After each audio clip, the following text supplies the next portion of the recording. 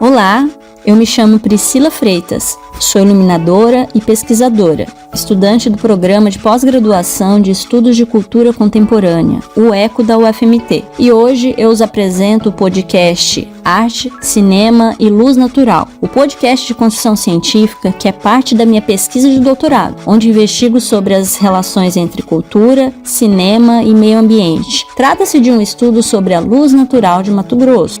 Hoje, vamos conversar com Rafael de Carvalho. Rafael é publicitário, diretor e diretor de cena. Também é sócio proprietário da Moleira Filmes. Já ganhou vários prêmios de publicidade, incluindo Profissionais do Ano da Rede Globo. Montou o curta-metragem Minha Vida é Você Quem Faz, de João Carlos Bertoli, o longa-metragem O Anel de Eva, de Dufler Barradas, dirigiu o longa-metragem A Batalha de Xangri-Lá e o curta-metragem documental Composto, e além disso dirigiu seu primeiro longa-metragem documental Sísmico e também o curta-metragem premiado Juba, selecionado em mais de 26 festivais pelo mundo.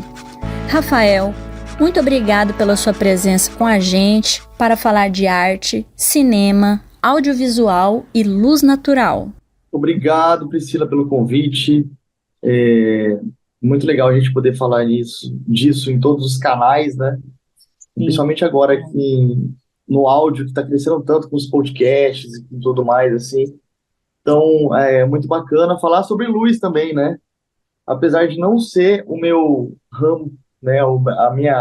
Meu foco no cinema ou na publicidade, mas é uma coisa que eu gosto muito e a gente usa muito no dia a dia, assim. Muito obrigado mesmo. Eu que agradeço. E tudo bem não ser, assim, o seu foco específico, mas a concepção artística também muito me interessa, sabe? Esse olhar do diretor em cima da luz natural.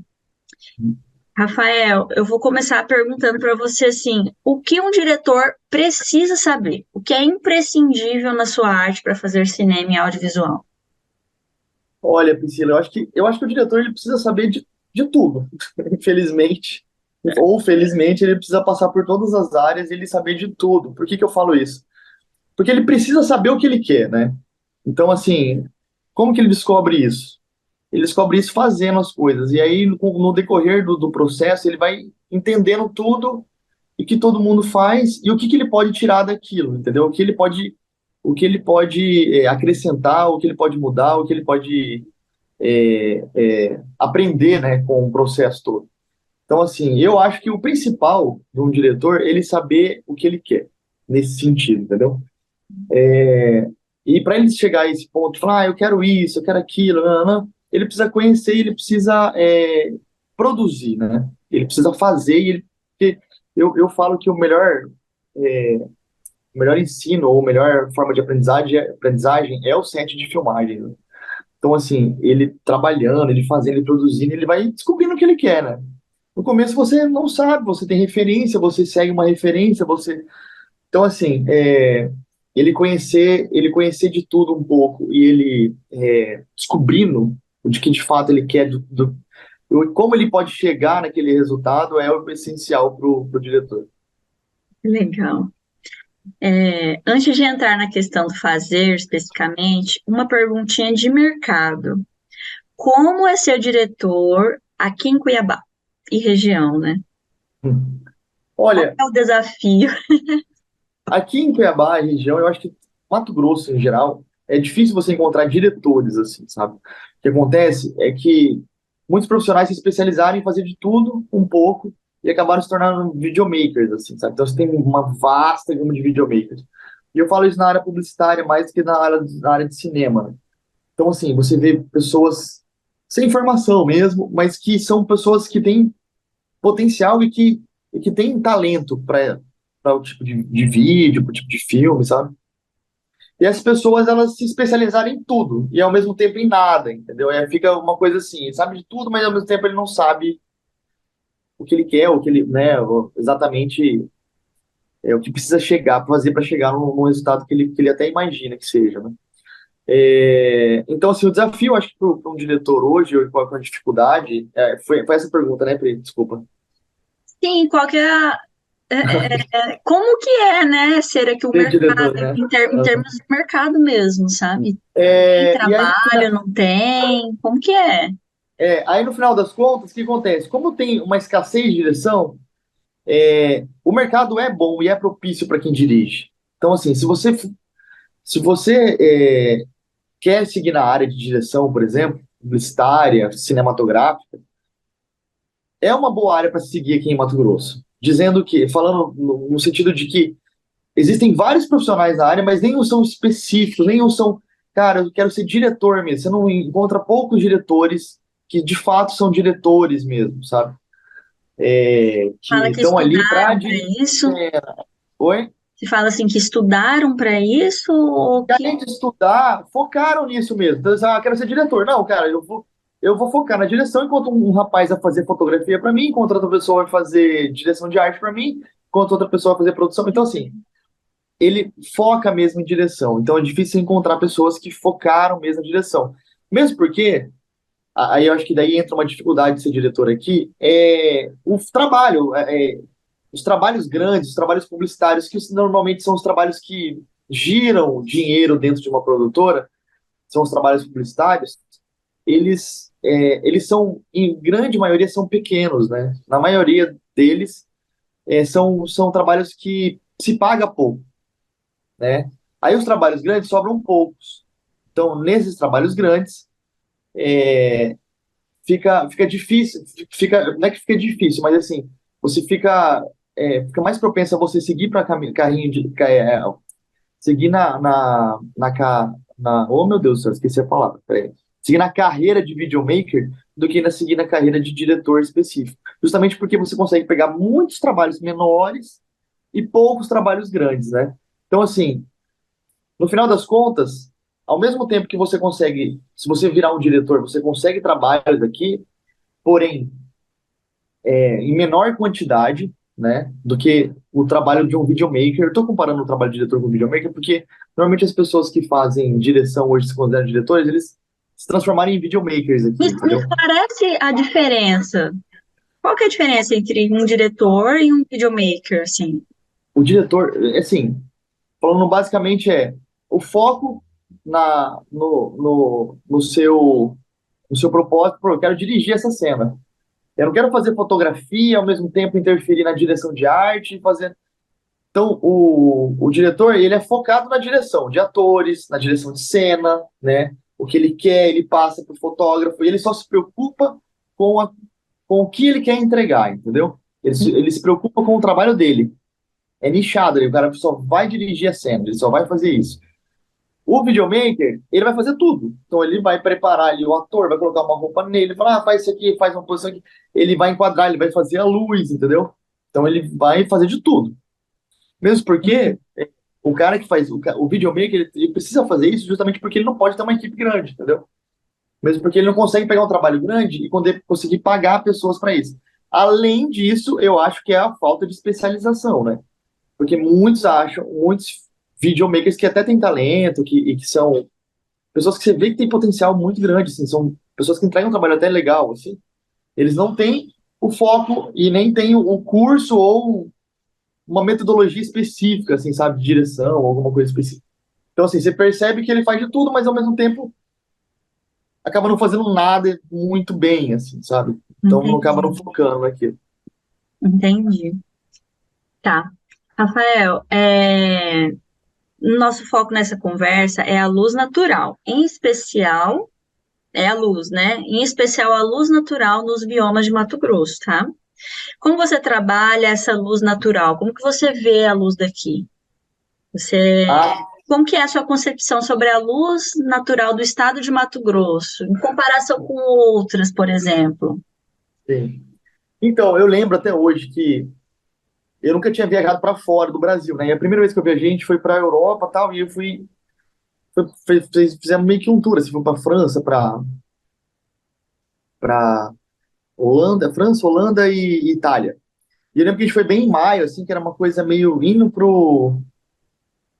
indo pro verão de lá, sabe? Ainda não, mas tava tipo primavera ali, chegando perto da primavera. E a Uhum. luz super baixa. E aí eu não entendia por que que tudo que eu fotografava ou fazia vídeo ficava lindo, assim, eu falava, cara, que coisa linda isso aqui e tal. E às vezes chegava meio-dia e a luz continuava bonita, né? Eu falava, cara, mas como é que pode, velho? E uma luz soft, sabe? Uma coisa bonita, assim, porque normalmente a luz baixa ela ainda pega um pouco de nuvem, ele pega um pouco de. Então, assim, ficava bonito mesmo, sabe? Eu ficava impressionado. E eu fui começando a entender isso com o passar do tempo, assim. Uhum. Porque a Europa fica mais em cima, fica mais perto do hemisfério, então, assim, o sol não bate tão diretamente, assim, igual é aqui no Equador, né? Perto da linha do Equador, então você tem um sol que não é tão a pino, e nesses períodos de perto próximo até da primavera ali, o sol é ainda mais baixo do que o normal, sabe? Só no verão que ele fica um pouco mais pra próximo e tal. Então, assim, esse lance de ter um sol mais baixo, eu fiquei pensando, assim, isso ainda não trabalhava muito com audiovisual, sabe? Eu ficava Aham. pensando assim, cara, como é que pode, né? Por que que no Brasil não é assim? Eu ficava pensando, nem em Cuiabá, né? Por que que no Brasil é assim? Aí eu fui descobrindo, né? Falei, tá, entendi. A gente é mais perto do linha do Equador, então a gente tem um sol mais a pino, então ele pega mais de forma mais dura, né? E eu fui entendendo isso. E aí eu fui entendendo principalmente a função de um butterfly no set, né? Falei, nossa, precisa muito do butterfly nessa cena, porque pelo amor de Deus. Né? E aí voltando pra cá, eu fui entendendo também que o sol aqui é muito mais estourado, assim, tipo, ele tem muito mais força, trabalha muito mais range, assim, ele é muito mais precisa de muito mais equilíbrio na fotografia para você conseguir tirar um pouco dele, assim, sabe? Porque ele tem muito mais intensidade no final das contas, sabe? O sol do Brasil, o sol de Mato Grosso, principalmente aqui, porque a gente fica perto aqui, né? E a gente tem uma peculiaridade de, tipo, a gente consegue tirar boas cenas do sol nosso, só que em horários muito específicos, entendeu? Então, assim, não dá pra gente trabalhar das 10 às 2, 3 horas da tarde com o sol nosso. Hoje, por exemplo, estamos entrando no verão, né? Uhum. Não dá para entrar ali 10. Vamos fazer uma cena 10 horas da manhã. Cara, se vai ter o sol já lá em cima, vai ter que usar um butterfly gigantesco para você conseguir suavizar essa intensidade. Então, assim, eu fui descobrindo que o sol daqui é muito duro, né? Muito duro. Então, assim, você nunca vai ter uma sombra legal, assim, né? Que eu aprendi com o João Bertoli que o que dá que dá a graça na fotografia é a sombra, né? Então, assim, o volume. Então, o volume, para ele ficar bonito, a sombra ficar bonita, ele precisa de uma angulação, o sol, né? E a melhor angulação é lateral, ou, né, ou num contra, ou alguma coisa do tipo, mas sempre numa angulação de 45 graus ali, não que passe muito disso. Então, para você conseguir um sol assim, eu costumo acordar de madrugada, já fazer uma cena de manhã, uma cena, é, uma diária externa, né? A gente vai conseguir fazer uma cena do pai e um filho. A gente acabou de rodar agora um filme pra Jim, que era uma externa na frente de uma casa, e aí precisava um minto, né, pai? O vô brincando com o neto de bola, né? Falei, cara, vamos acordar 5, 4 horas da manhã, a gente acordou, porque não era aqui, a cena era lá no Lago do Manso. Deslocamos, chegamos 5 horas no set, a gente preparou tudo para rodar 6h30, 7 horas. Porque é quando sai um pouquinho do sol e ele fica lateral ali, né? Então, assim, a gente tem que se desdobrar para pegar um sol bom aqui, entendeu? E aí é sempre naquela janela pequena, assim. Você tem ali 2 horas para rodar uma cena legal no de manhã e 2 horas para você rodar numa cena legal no final da tarde. Então, assim, você vai ter uma janela de 4 horas. Você falou sol bom. O que que é o sol bom? O sol bom é justamente isso, você pegar o sol enquanto ele está mais baixo, né? Quando ele tá. Às vezes, nem é, porque a galera gosta de falar que é a golden hour, né? Que é quando tem aquele quente do sol, porque ele tá mais baixo, ele pega um pouco de nuvem, ele tá, fica lindo.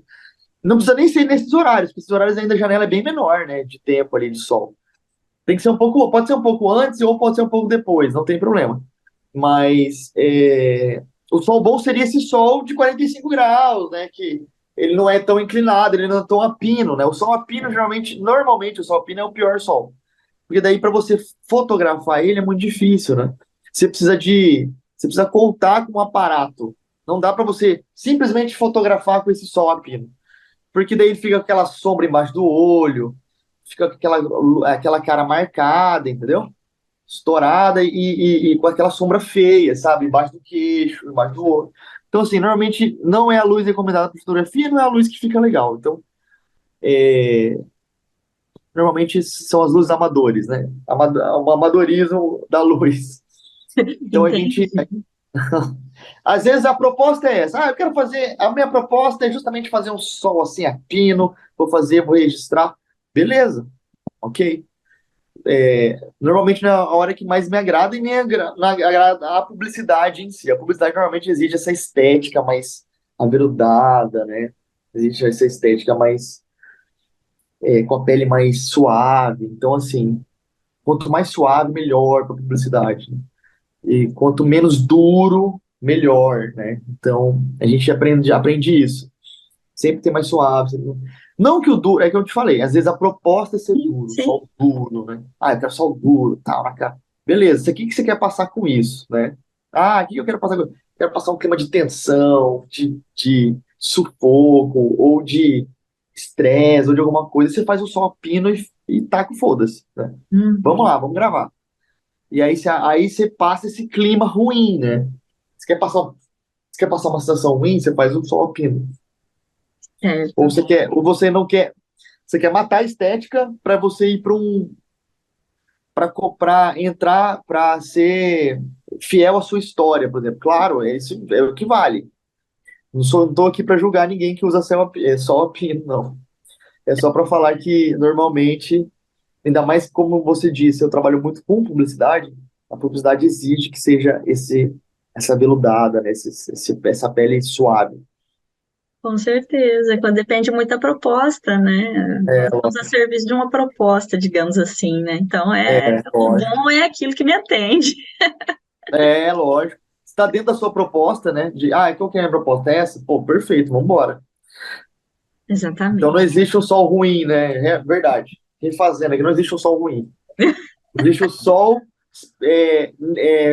necessário para contar a sua história. Não, exatamente. Olha, nós sabemos que a luz natural aqui de Mato Grosso tem diferentes condições físicas, né? Diferentes possibilidades de comunicar em cada um dos biomas existentes. No seu território, nós temos aqui o Pantanal, o Cerrado e a Floresta Amazônica, além de cenários urbanos.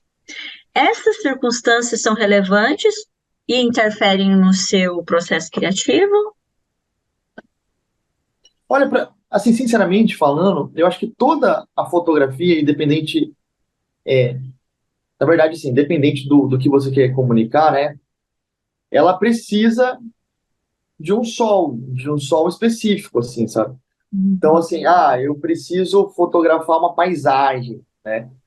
Como que você vai fotografar essa paisagem? Às vezes você vai usar um drone. Estou dando um exemplo aqui, tá? A gente vai usar um drone para mostrar o, aquela planície alagada do Pantanal, certo? Vou mostrar aquela planície alagada do Pantanal. Qual que é o melhor sol? Não, o sol a pino, entendeu? Não é o sol baixo, não. Eu quero mostrar de top view, certo? Você Uhum. vai com direção, aí você consegue uma fotografia interessante. Ou você quer fazer um pouco mais baixo, minto. O top view talvez não seria interessante o sol a pino. Mas, por exemplo, você quer fotografia mais baixa, mas você quer mostrar aquelas vitórias régias, sabe? Aquelas coisas todas. O sol a pino ficaria interessante, entendeu? Porque daí você conseguiria dar um volumezinho ali. Então, assim, o que você quer narrativamente contar, o sol ele vai te ajudar a contar, obviamente.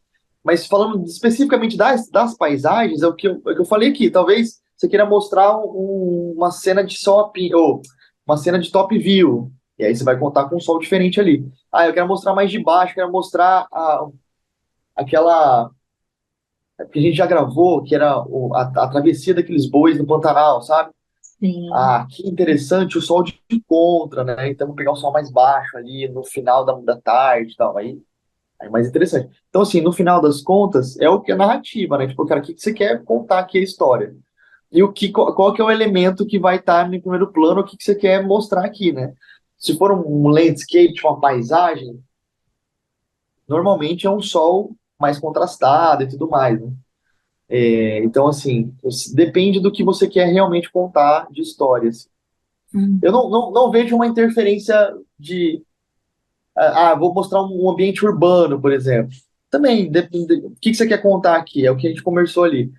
Eu quero mostrar um calorzão de Cuiabá, sabe? Quero mostrar isso claro. Então, normalmente você vai mostrar um sol lá em cima, sabe?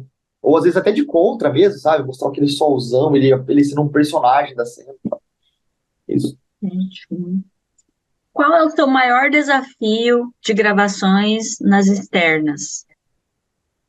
Maior desafio? Isso. Acho que chuva, né? Chuva vem em primeiro lugar ali. Como é que tá o tempo? Nublou. Putz. E aí, o que que a gente faz? Vai usar luz artificial? Não, vamos assumir essa luz suave. Não vai ter contraste na cena. Então, assim, tudo vai depender de como vai reagir aquilo ali, assim, sabe? Vai estar nublado, vai estar chovendo. Normalmente a gente trabalha com o tempo, né? Com a previsão do tempo ali. Amanhã tem previsão de chuva, então vamos gravar depois de amanhã, tá? Então, assim, normalmente a gente trabalha com isso. E aí muda muito, né? Aí você sabe que o Sol ele vai mudando de posição conforme o ano vai passando, né? Então, às vezes, você planejou que o Sol sai atrás daquele prédio, por exemplo. O Sol vai sair ali e tal. Mas em determinada época do ano ele não tá saindo mais atrás daquele prédio, tá saindo atrás do outro prédio. Porque mudou mesmo a posição dele, né? Então, assim, às vezes a gente enfrenta isso até com planejamento. Já planejei, vai ser tudo aqui, não vai chover, não, não, não. Aí você coloca a câmera e de repente o sol nasce em outro lugar, assim. E isso muda, e aí não encaro isso como um desafio, um maior desafio. Eu acredito que o maior desafio de gravar uma externa seja justamente esse. Vai chover, e de repente chove, e aí o que você faz, né? Tem que cancelar a gravação, esperar a chuva passar, ou pausar ali para, né? Às vezes quando nubla, por exemplo, nesse filme que a gente gravou agora esse final de semana, da G, o tempo fechou. Não que choveu, mas fechou. Então a gente teve que trabalhar com luz artificial. Então a gente tacou HMI para compensar. Não é a mesma coisa que o sol, né? Mas você taca ali, aí você faz um contra e beleza. Pelo menos você tem um contrastezinho ali e tal. Você trabalha com.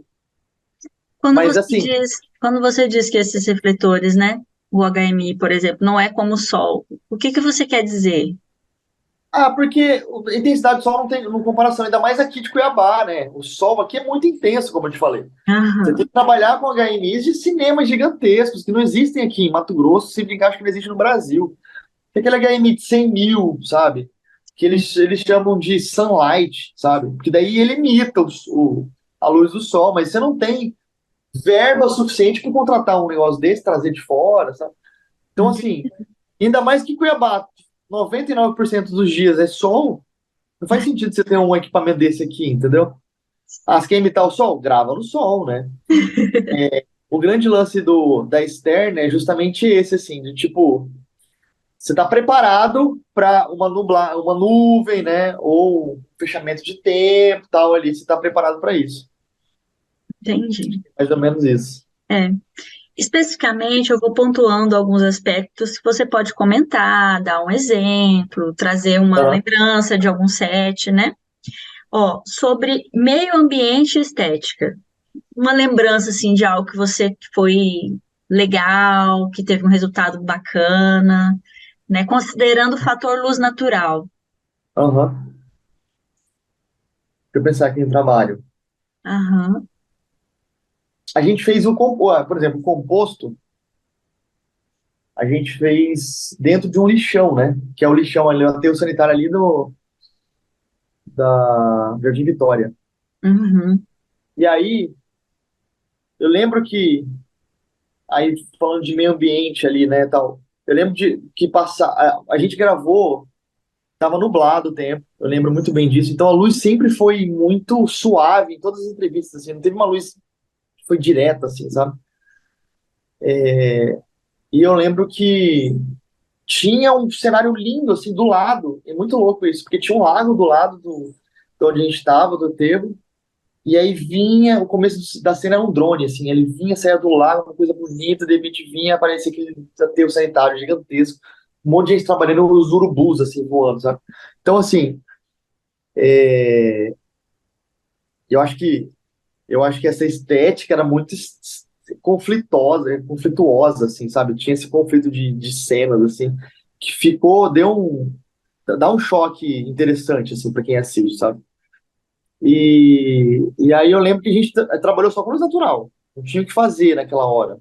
A gente não tinha nem rebatedor, então a gente contou com o tempo de ele estar nublado e a gente conseguia aquela luz tudo super suave, e eu consegui entrevistar todo mundo e a fotografia ficou muito legal, assim, sabe?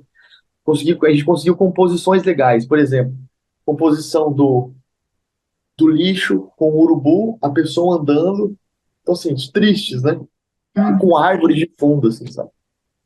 Entendi. Então, e com lago também, tipo uma lagoa, assim, né? Então, assim, eu acho que isso foi, ao mesmo tempo que era triste, era poético, sabe? Não sei te explicar isso. Entendo, entendo. Essa intensidade de luz aplicada ao processo de filmagem transformada, assim, sabe? Pela cultura aqui fílmica e iluminação. Eu queria que você falasse sobre essas nuances de intensidade quando você está filmando, sabe? Como que é? Isso é bom, isso não é? Ali depende. É, Porque muda ó, muito, né? Como você disse, o nosso sol, ele apina, ele é muito forte, ele é muito intenso, mas de repente vem uma nuvem. Então essas intensidades, querendo ou não, às vezes elas são bem bruscas, né? E como que você então, trabalha com isso, assim, sabe? a gente tem que assumir, por exemplo, eu veio uma nuvem. Cara, a gente vai assumir essa nuvem, porque eu falo assim, se a gente for contar essa história daquela cena específica, ela não pode ficar com uma luz da pina e de repente vem uma nuvem. A diferença fica muito gritante e na hora de uma pós-produção você não consegue, não tem como você igualar isso. Por exemplo, eu tô num take de uma pessoa falando e tem um contraplano da pessoa respondendo, alguma coisa do tipo.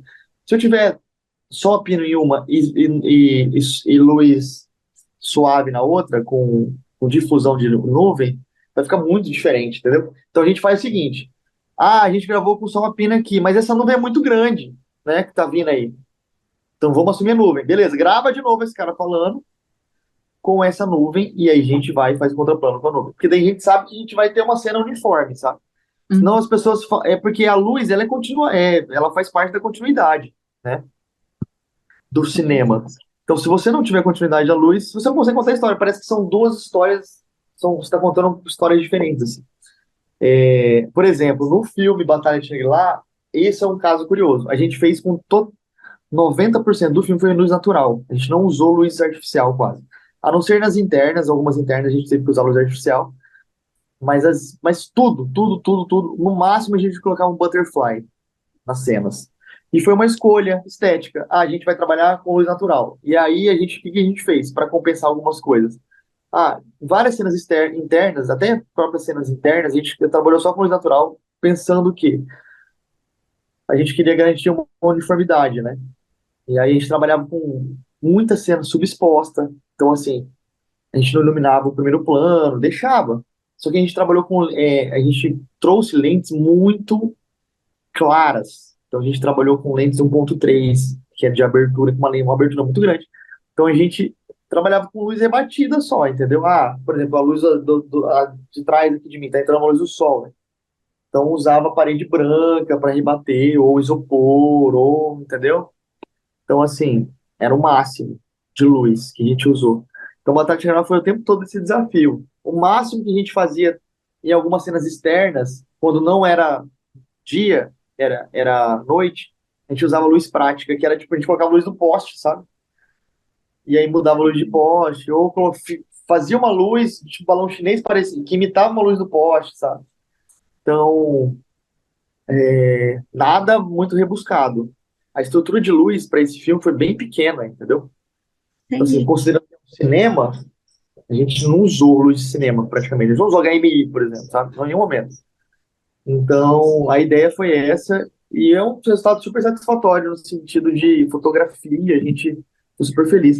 E aí, voltando, a gente teve um problema ali numa das cenas, que era assim, quando você está trabalhando com lentes muito claras e você quer ter um desfoque de fundo, você tem que colocar o ND, que é o Neutron Density lá, que você consegue. É um vidro preto que você coloca na frente da lente, um vidro escuro, como se fosse um óculos de sol, para você diminuir os stops da luz, né? Então você consegue diminuir ali aquela intensidade que está batendo ali no seu personagem.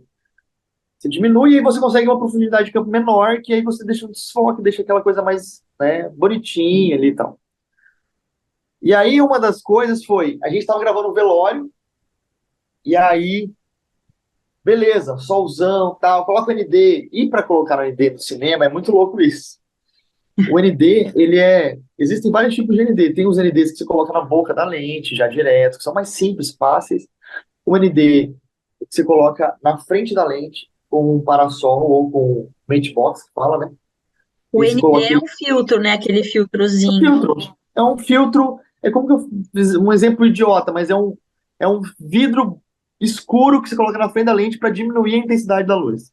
No teatro nós Pode- chamamos de gelatina.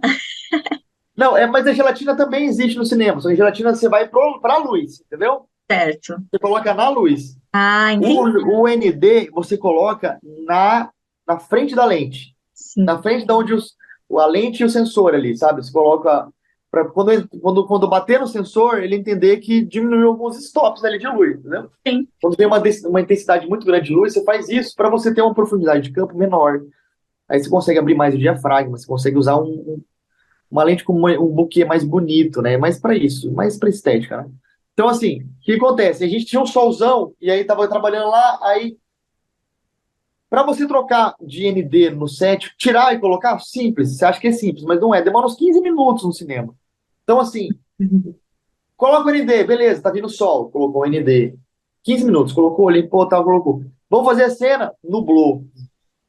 Pô, aí ficou muito escuro, porque o ND tá na frente da lente. Ah, tem que tirar. 15 minutos para tirar. Vai lá, para a cena, tal, tira.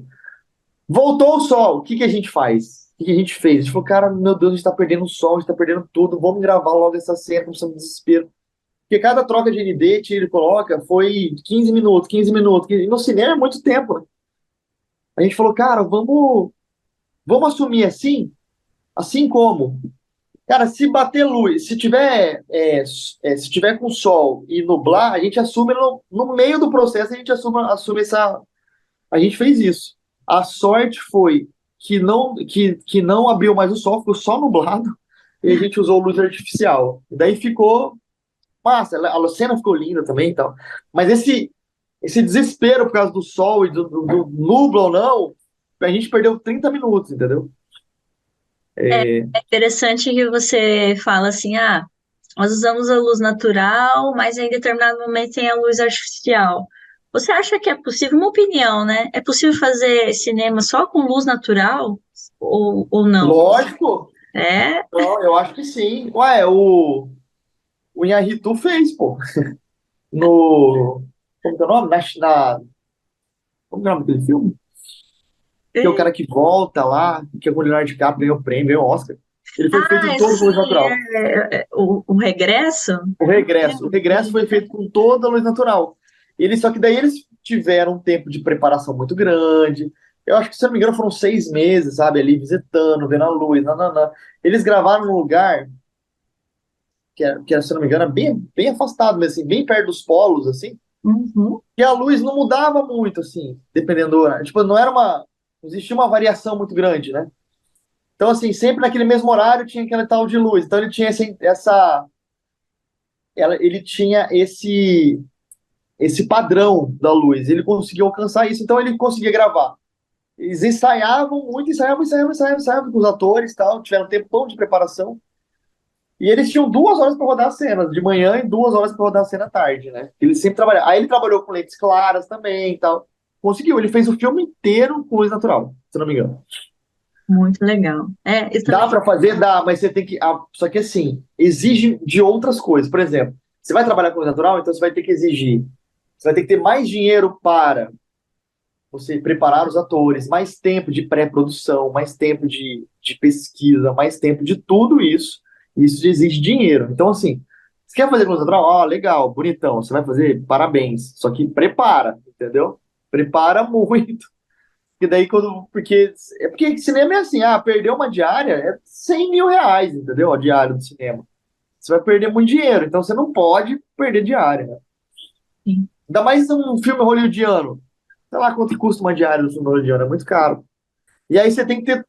Eu acredito que ele foi também com equipamento de luz pra lá. Pensando assim, não vou utilizar, mas vou deixar aqui, entendeu? De- Era o de- nosso caso, era o nosso caso. A gente foi, vamos fazer luz natural? Vamos.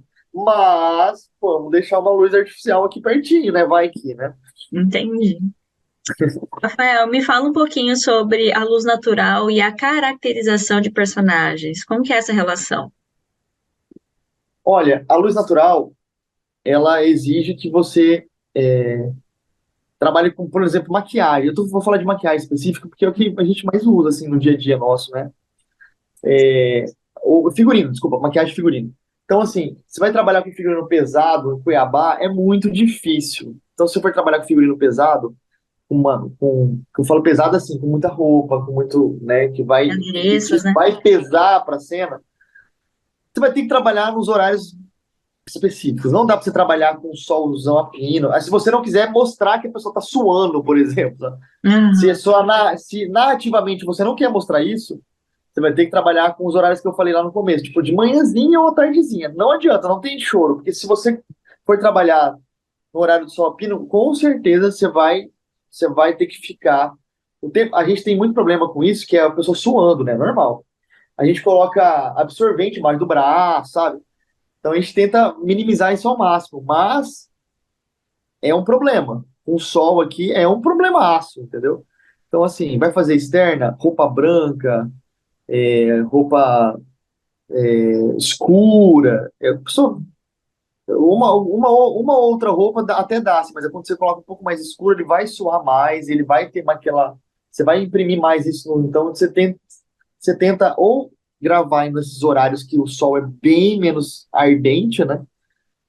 Ou você tem que trabalhar com uma equipe de maquiagem pronta ali, o tempo todo, no set, e com roupa e com figurinos extras. Por exemplo, sua muita camisa, não vai dar tempo. Tira e coloca outra camisa, coloca uma camiseta por baixo, por exemplo. Normalmente que a gente vai rodar uma cena que a gente sabe que a gente vai fazer uma fala e essa fala vai demorar, por exemplo, Aham. a gente coloca roupa por baixo, coloca uma camiseta por baixo, que ele pode suar nessa camiseta, coloca o figurino principal por cima, entendeu?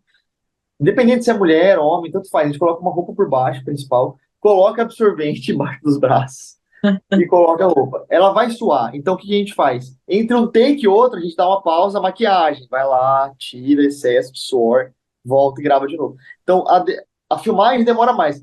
Com o passar do tempo e o sol vai ficando cada vez mais a pino, a filmagem demora mais, entendeu? Tudo demora mais. Então você tem Entendi. que estar preparado para isso. Equipe de maquiagem, figurinista, ela tem que estar ali, a postos. Suou, tira.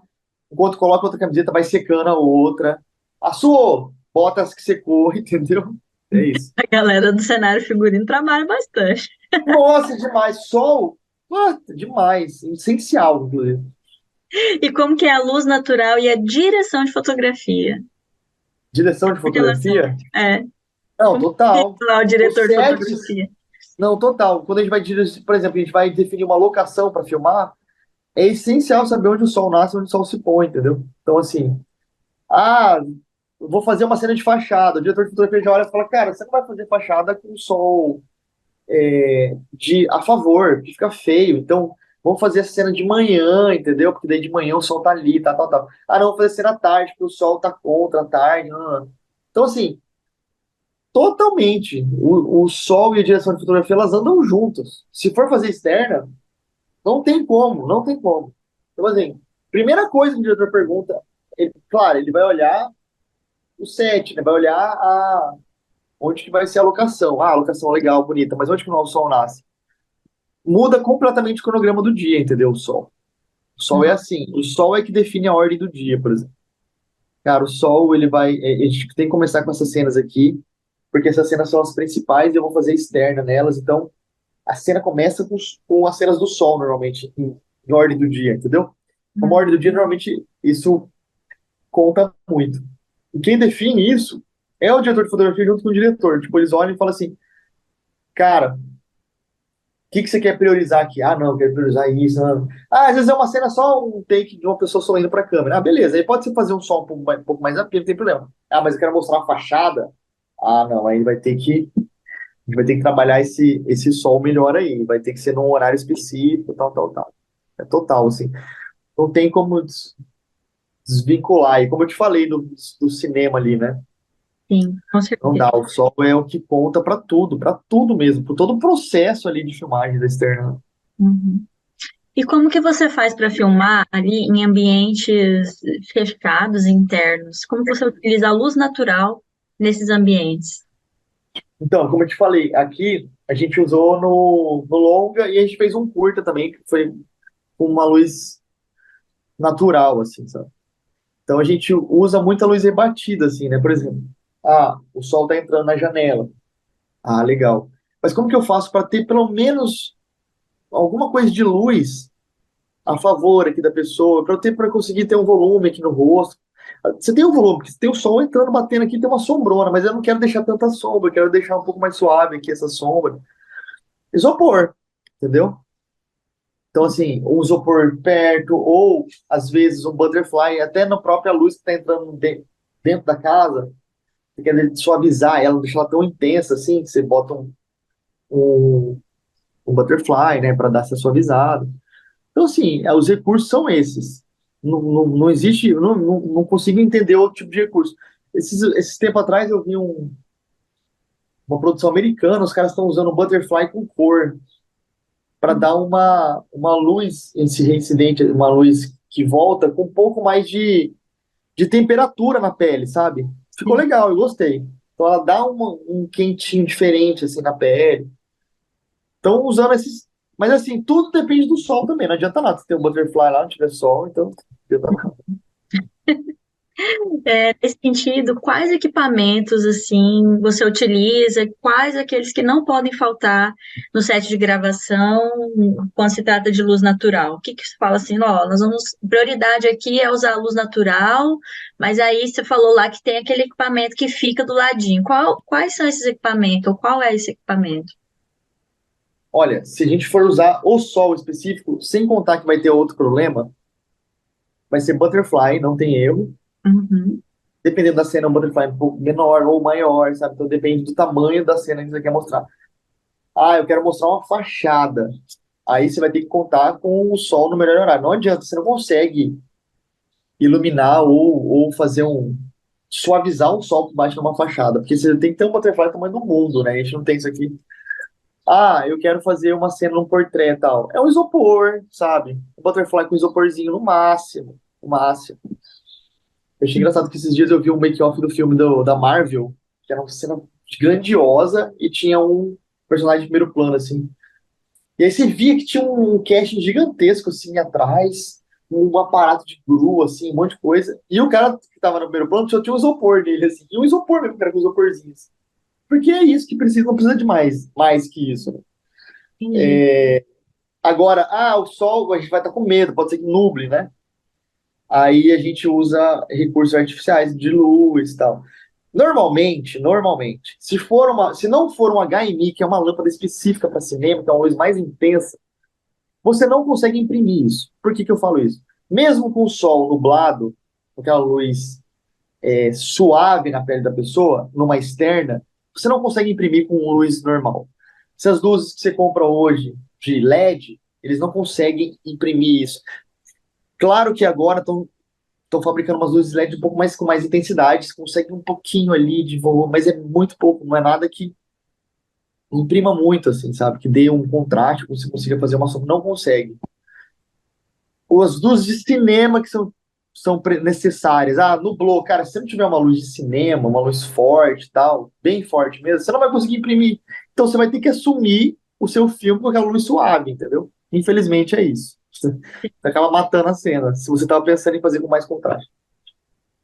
Rafael, eu gostaria que você comentasse sobre um trabalho específico que você tenha feito no Cerrado, depois eu vou perguntar também do Pantanal, e, assim, em termos estéticos, de que você considera beleza, de algo belo, como que você fez esse, como que foi, assim, específico do Cerrado primeiro. Cara, no Cerrado. Eu fiz trabalho pro governo do estado, é publicitário, sabe? Esses Aham. filmes que é mais imagem de drone, sabe? Não tem nada específico pra falar pra você. Nem o Pantanal também eu nunca gravei, nunca fui pro Pantanal gravar especificamente. O que eu fiz foram, como eu te falei, mais de drone. Filma jacaré, filma tuiuiu, essas coisas. E aí você vai com drone e grava, assim, nada específico, sabe?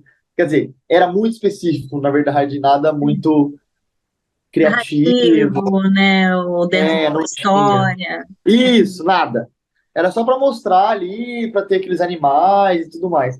Aham. Então, assim, Na região da Amazônia, você já na chegou Amazônia a virar também, para eu lá? nunca fui para lá. Eu nunca fui para lá, na verdade. Então, assim, No nosso estado, só que na região. nunca fui para tipo, Alta Floresta. Nunca fui para lá gravar. Sempre Uhum, o que a gente tem é de banco de imagem que a gente compra, sabe? É entendi. porque são trabalhos muito específicos. Eu vou lá para Alta Floresta gravar a Amazônia. Então você tem que ir para lá específico. Cara, eu quero fazer uma cena. Eu sei que lá você enfrenta alguns problemas de sol, por exemplo. Cara, você vai no meio de uma floresta amazônica, você tem que contar com sol a pino, não adianta, né? Você não consegue ter sol se você não tiver ele a pino, porque daí senão ele fica todo, né? Então, assim, alguns problemas nesse sentido, assim, eu sei por conta de experiências com outras coisas, mas eu nunca fui nesses lugares. Sinto decepcioná-la. No problem. Nós estamos caminhando aqui para o final. Eu Aham, gostaria já de te agradecer. Maravilhoso, nosso papo, imagino. maravilhoso. Mas antes, eu gostaria de que você me falasse umas questõezinhas mais gerais, né? Você aqui, enquanto artista, diretor, conhecido, todo mundo te conhece. Se você pode comentar um pouco sobre os seus trabalhos e as repercussões que você teve, né, internacionais, sei que você ganhou alguns prêmios, né, e se houve alguma alteração na sua rotina aí pós-pandemia. Vou comentar um pouquinho dos seus trabalhos e um pouco da sua rotina aí pós-pandemia. Tá. Um pouquinho Olha, pré, sobre os né, trabalhos, para fazer comparação. os trabalhos eu devo muito que a gente fez ali, trabalhos, os trabalhos publicitários, a gente trabalha muito com as agências de publicidade, então, assim, são trabalhos em parceria, né? A gente fala que é parceria, porque, pô, ganhamos prêmios publicitários ali e tal. Normalmente a gente divide esses prêmios com as agências, né? Não é um trabalho, assim, completamente autoral, sabe? Então, Uhum. assim, é legal, é massa, é uma coisa que repercute muito positivamente para a gente conseguir clientes, para a gente conseguir se destacar no mercado publicitário, sabe? Isso é importante. Então, assim, é muito legal você ganhar um prêmio, né? Ser reconhecido por um trabalho. Mas, assim, eu gosto muito de fazer cinema. Eu acho que o cinema ele tem esse formato autoral. Você não tem amarra, você pode fazer o que você quiser e tudo mais, sabe? Uhum. E volto a falar também que eu gosto muito da publicidade, porque é ela que me sustenta e eu, tipo assim, não tenho vergonha de falar que eu faço publicidade, sou formado em publicidade, então publicidade é o que carrega a produtora, né? Mas assim, eu gosto de falar dos prêmios, eu acho que é mais interessante falar do reconhecimento quanto do cinema, né? Porque, putz, você sai de uma ideia, você tem a ideia, você executa essa ideia, então você faz parte de tudo ali, né? Todo o processo, né? Ele é mais seu, assim. Então eu devo muito isso ao Severino Neto, que foi o cara que alavancou a gente nesse sentido. Porque foi com ele todos os trabalhos que a gente fez de cinema, de cinema. Ele que me trouxe na verdade, foi o Neto que me trouxe pro audiovisual, assim. Eu trabalhava dentro de uma agência e ele falou, cara, você tem esse perfil, vamos junto, vamos investir e tal. Assim, ele foi muito parceiro e foi com ele que a gente caminhou nesse audiovisual todo, assim. Então, a gente fez primeiro um trabalho que foi o Composto, que foi uma série de entrevistas com as pessoas lá. Então, esse documentário ele foi pro mundo todo, é muito louco, porque as pessoas não estão acostumadas a ver pessoas nesse estado, assim, né? Nesse estado que não que as pessoas se sintam, é muito louco quando você assiste Composto, as pessoas se sentem bem de trabalhar lá. porque faz parte da realidade delas, e elas estão ganhando dinheiro, tá tudo certo, então não tem problema. Mas naquele estado, de saber que aquilo existe, é muito impactante para as pessoas, né? Para as outras pessoas. Ainda mais para quem é de fora, ainda mais do Brasil, acha que aquilo não existe mais, mas aqui isso existe e está aqui no Brasil, do lado da gente. Então, Sim. assim, rodou o mundo todo, a gente ganhou um monte de prêmio, assim mesmo, foi muito legal, uns prêmios até legais, grandes, assim, sabe? Ganhou em São Paulo, ganhou em Cochabamba, ganhou na Europa, ganhou lá qual é o nome? Irlanda. É Irlanda? Ah, Que legal. é um da parte lá da Inglaterra, ali, que faz parte do Grã-Bretanha, esqueci o nome. Então, assim, ele rodou ali, ele rodou alguns países mesmo, foi para mais de 30 festivais, então, assim, fomos para o Curta Rio São Paulo, do Rio, que são os melhores, assim, sabe? Então, assim, ele é impactante. E ele é impactante porque tem histórias impactantes, entendeu? Não porque a gente fez o trabalho, não é nada disso. Sem querer tirar o mérito nosso, óbvio, né? Mas as histórias são fortes, o suficiente que carregam o filme, né? O Batalha, aí depois a gente rodou uns curtos, rodou Juba, que o Juba foi uma experiência para a gente rodar o longa-metragem, que foi um primeiro trabalho daquele box de curtas, que é junto com a Bárbara, com o Riz, ali com a turma que montou esse box de curtas, a gente participou disso. E isso foi muito interessante porque a gente montou uma equipe já meio afinada para fazer o longa. A gente entendeu que a gente errou em Juba e não repetiu no longa. Então foi muito interessante. Rodamos também um documentário muito legal que é sobre o Haroldo Maciel, que é um cara que prevê terremotos. Ele desenvolveu uma técnica de previsão de terremotos. Ele ficou famoso, ele é famoso no Chile até hoje. E ninguém conhece ele aqui em Cuiabá, Mato Grosso, ninguém conhece ele, ele é famoso lá. E aí a gente contou essa história, essa diferença e essa busca busca pelo estudo disso, sabe?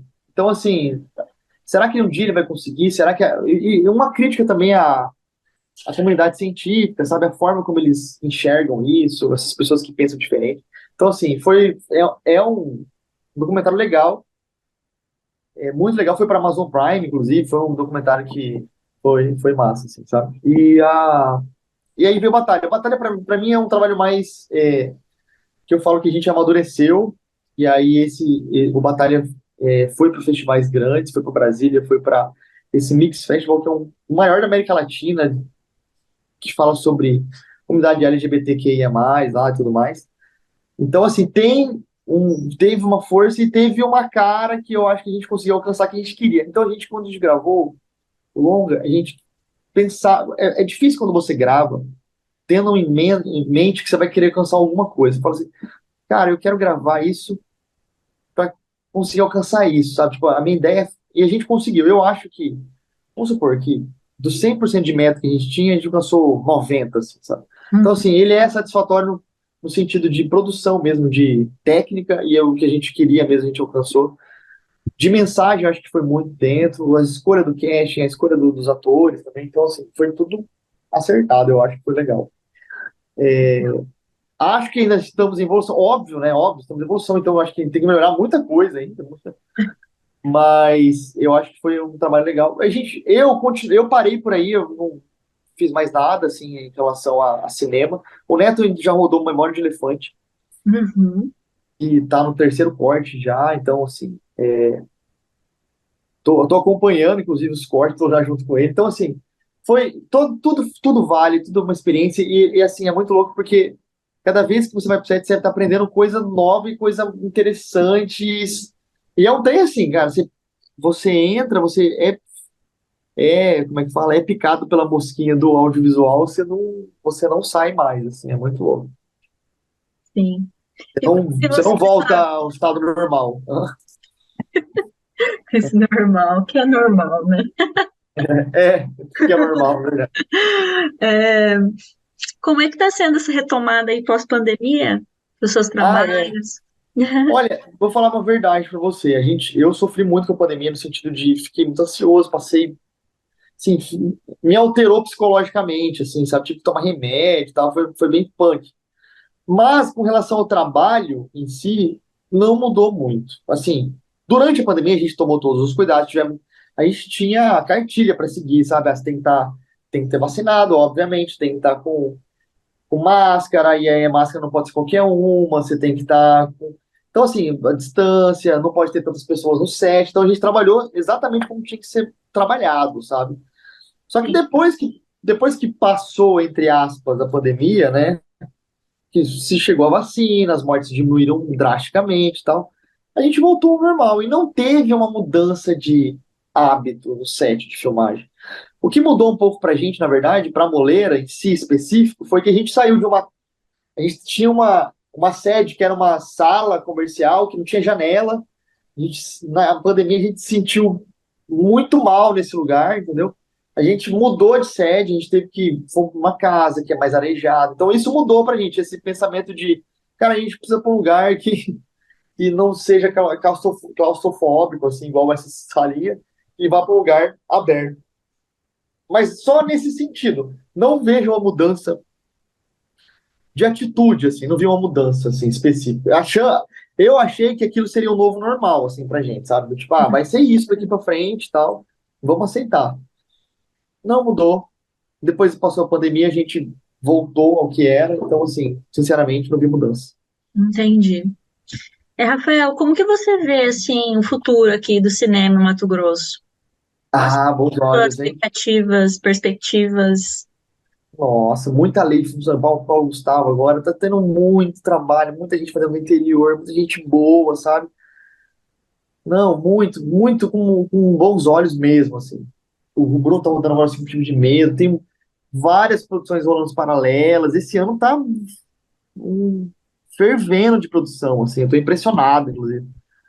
A gente falta profissional, pra você ter noção. A gente não tem profissional, a gente não consegue uma pessoa na produção para fazer casting, ou não consegue. Então, assim, maravilha, entendeu? Maravilha, maravilhoso. Sim, eu falo que quem for para essa área hoje, assim, quero estar fazendo cinema, tal, pode fazer sem medo, vai ter trabalho, entendeu? Vai ter trabalho. Que legal. Então, olha, é isso. O que eu não te perguntei e você gostaria de dizer no final da nossa conversa? Eu acho que tá tudo aí, tá tudo certo. Falamos de tudo, eu acho que a luz natural sobre luz natural, eu acho que é basicamente isso. Quer dizer, eu acho, né, óbvio, porque eu não sou diretor de fotografia. Você com certeza você conversou com o João, Conversei. diretor de fotografia. Eles, pô, o que eu aprendi foi com o João sobre fotografia, pra você ter noção. Então, Aham. assim, eu acho que tá tudo aí. Eu gosto muito da fotografia, eu realmente é uma área que eu acho que eu preciso andar junto, não adianta, diretor de fotografia, direção ali, eles são os pesos, direção de arte também, paralelo ali, então tem que estar tudo junto.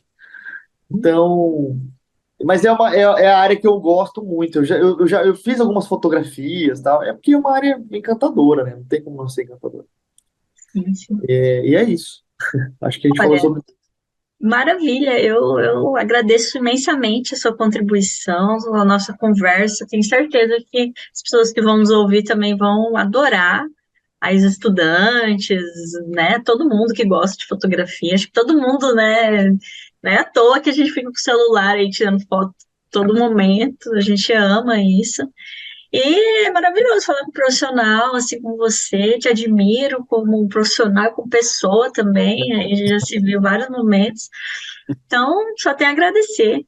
Muita gratidão. Ah, eu que agradeço, pelo amor. Foi muito legal a conversa nossa. Eu acho que é muito importante a gente falar sobre isso. Em qualquer canal, qualquer oportunidade, a gente tem que aproveitar para falar. É muito legal. E é muito gostoso quando você fala uma coisa que você gosta muito, você ama e você tá ali. Então, assim, eu acho que não é. Nunca perdi tempo falar sobre isso. E eu agradeço muito a oportunidade. Espero ter contribuído com alguma coisa, porque você já entrevistou uns caras que são monstros, que são referência para mim, então tá tudo certo, né? E é muito Espero, bom espero porque não tenha falado. eu vou falando com as pessoas e eu vou vendo algumas falas que são comuns, assim, e as pessoas, elas estão na mesma sintonia, né? Quem está fazendo Legal. cinema, que é muito, muito legal ser analisado dessa maneira. Que existe uma onda de ideias semelhantes, né? E aquelas que não, que são mais um pouco contraditórias, mas também fazem sentido. É muito bom isso, Aham. maravilhoso. Não, Conheci legal. É por isso que a gente é por isso que a gente cresce nessa área, no sentido de essas contradições fazem a gente crescer, né? Massa, e espero ter contribuído com alguma coisa, ter falado muita bobagem aí também, você pode cortar, tem questão aí que eu tô Tudo. certo. Massa, Pri, Eu vou obrigado. fechar.